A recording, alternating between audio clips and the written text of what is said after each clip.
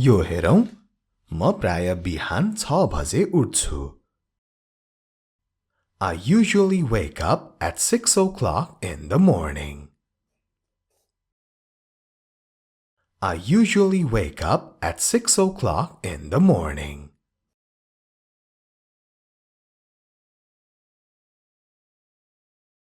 अब यो अर्को वाक्य बिहान उठेर सबैभन्दा पहिला म मेरो ओछ्यान मिलाउँछु I get up in the morning and make my bed first. I get up in the morning and make my bed first.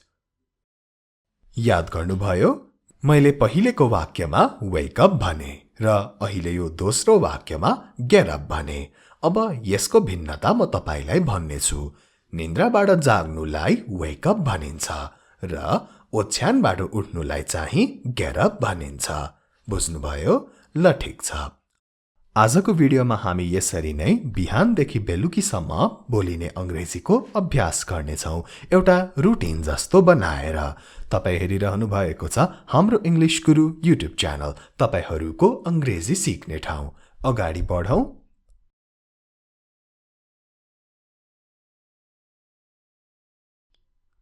र त्यसपछि म एक गिलास कागती पानी पिउँछु And then I drink a glass of lemon water. And then I drink a glass of lemon water. Lemon water भनेको कागती पानी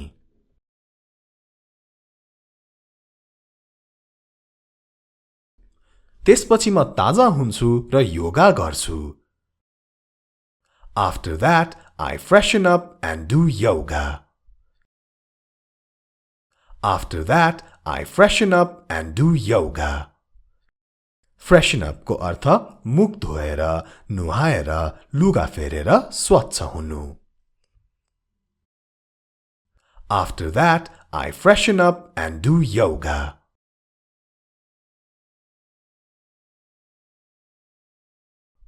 त्यसपछि म ताजा हुन्छु र योगा गर्छु. यही कुरालाई यस्तो पनि भन्न पाइयो Then I get fresh and do yoga. Then I get fresh and do yoga.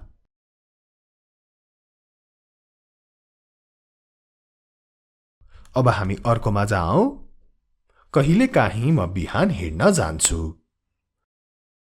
I sometimes go for a morning walk.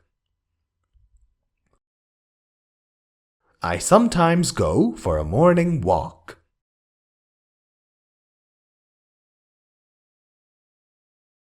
घर आएपछि म चिया पिउँछु र आफ्नो मोबाइलमा समाचार हेर्छु When I get home, I drink tea and watch the news on my mobile phone. When I get home, I drink tea and watch the news on my mobile phone.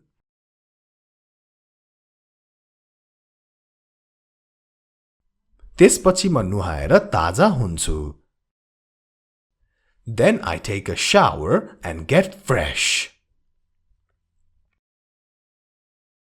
Then I take a shower and get fresh.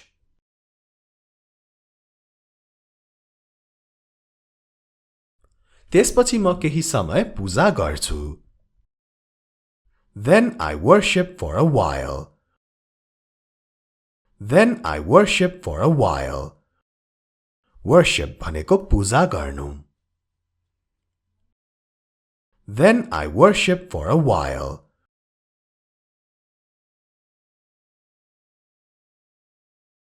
यी सबै गरिसकेपछि म बिहानको खाजा खान्छु Having done all these, I have my breakfast. Having done all these, I have my breakfast.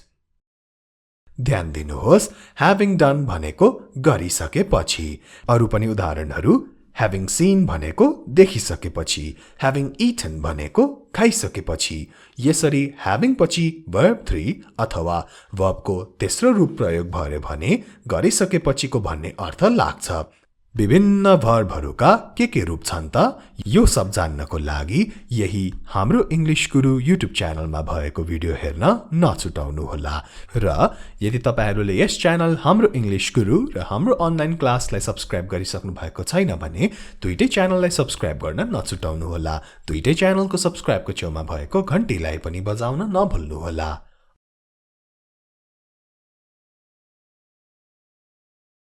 9 बजेतिर म कार्यालयको लागि निस्कन्छु I leave for office at around 9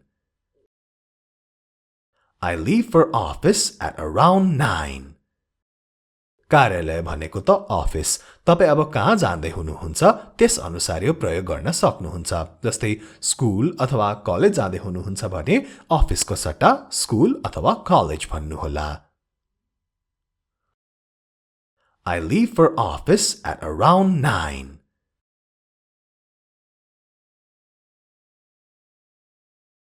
लगभग 9 बजे म कार्यालयतिर जान्छु अथवा लाग्छु I head for office at around 9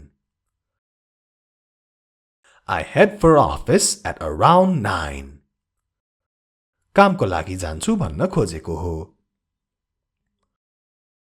I head for office at around 9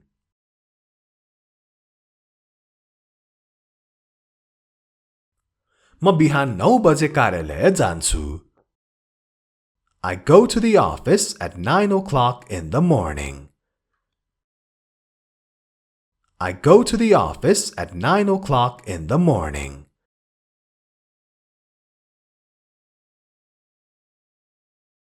यसरी भन्दा पनि हुन्छ म ठ्याक्कै 9 बजे कार्यालयको लागि निस्कन्छु I leave for office at 9 a.m. sharp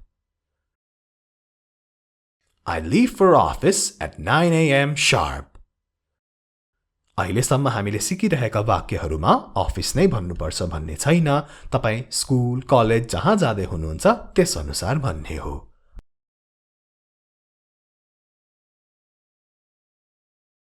म कार्यालय हिँडेर जान्छु I walk to office I walk to office office नजिक छ भने त्यसरी भन्न सक्नुहुन्छ I walk to office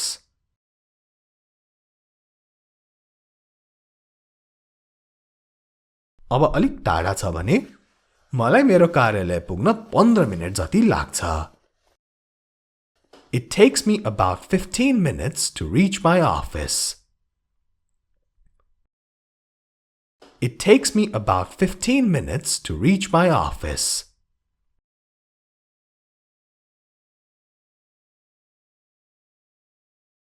यदि बाटोमा जाम छैन भने म समयमै कार्यालय पुग्छु If there is no traffic jam, I reach office in time. If there is no traffic jam, I reach office in time.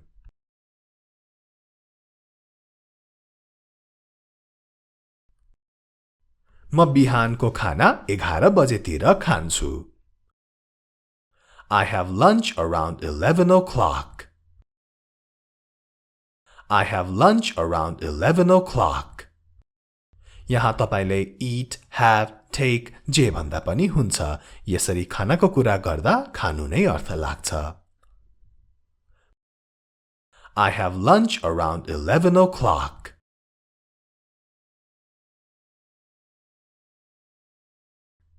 कार्यालयबाट म घरमा साँझ 5 बजेसम्ममा आइपुग्छु I arrive home from office by 5 p.m. I arrive home from office by 5 p.m.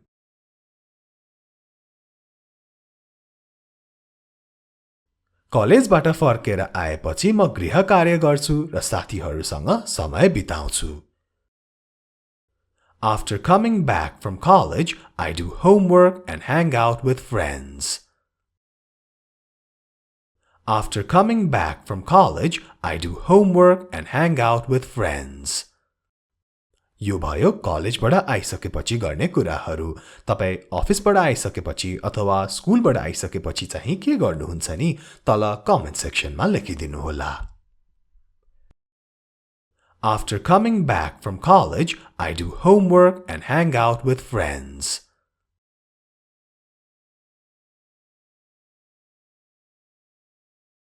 त्यसपछि म नुहाई धुवाई गरेर YouTube हेर्छु। Then I take a shower and watch YouTube. Then I take a shower and watch YouTube.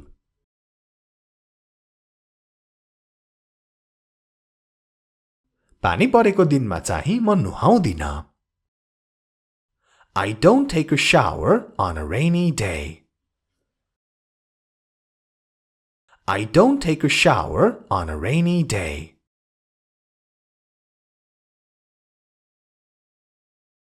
केही छिन म मेरो भाइसँग खेल्छु। I play with my brother for a while. I play with my brother for a while.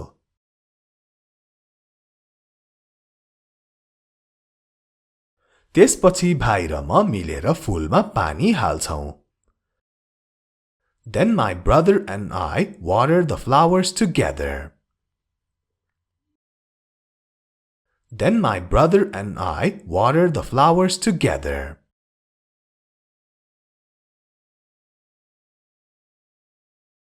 प्राय जसो हामी साँझ 7 बजेसम्ममा बेलुकीको खाना खान्छौं। We usually have dinner by 7 p.m. We usually have dinner by 7 p.m. Dinner साँझको अथवा रातिको खाना। We usually have dinner by 7 p.m.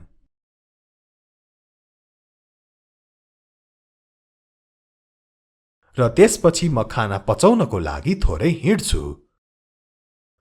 And then I take a small walk to digest my food. And then I take a small walk to digest my food. Digest, पचाउनु. And then I take a small walk to digest my food.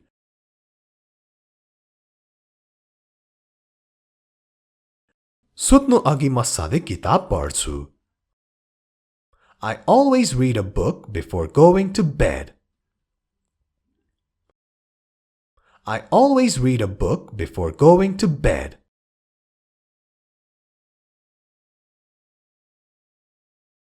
म दाँत माझेर 10 बजेतिर सुत्न जान्छु। I brush my teeth and go to bed at around 10 o'clock. I brush my teeth and go to bed at around 10 o'clock. Around को अर्थ हुन्छ लगभग अथवा वरिपरि। I brush my teeth and go to bed at around 10 o'clock.